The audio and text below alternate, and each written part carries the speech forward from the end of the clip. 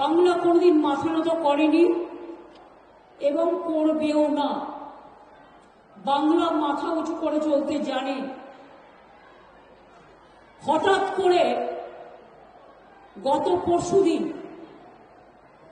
একটা চিঠি দিয়েছে আমাদের হাইকোর্ট সুপ্রিম কোর্ট হয়ে যাওয়ার পর, প্রায় 1 বছর পর। তাতে বলছে forced by court order 6 December থেকে রেস্ট্রিকটিভ কন্ডিশন দিয়েছে, শর্ত দিয়েছে। কি শর্ত?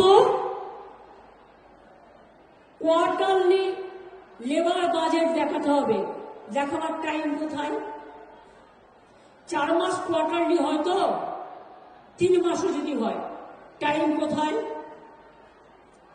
এটা ডিসেম্বর মাস, ফেব্রুয়ারিতে ইলেকশন। একটা গ্রাম সভায় মাত্র 10 জন কাজ পাবে, আর কেউ পাবে না। হয় কখনো একটা পরিবারেই তো 10টা গরিব লোক থাকে। তারপরে বলছে ট্রেনিং দিতে হবে। কবে ট্রেনিং দেবেন আর কবে কাজ দেবেন? তারপরে বলছে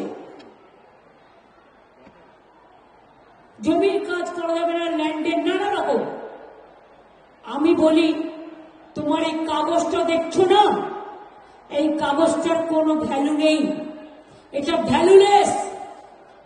আবার আমরা ক্ষমতায় আসবো, কর্মশ্রী 75 দিন এবারে কাজ হয়েছে, 70 দিন হয়ে গেছে, আরো 75 থেকে 80 দিন করব, আর 100 দিনের কাজ বাংলায় করবে। তোমাদের ভিক্ষে আমরা চাই না। তাই এই কাগজটাকে, এটা আমার নোট, গভর্নমেন্টের নোট, এটা সেন্ট্রাল গভর্নমেন্টের অর্ডার নয়, অর্ডারটা পড়ে দিলাম, ছিঁড়ে ফেলে দিচ্ছি। আমি এটাকে মনে করি অসম্মান, অপমান।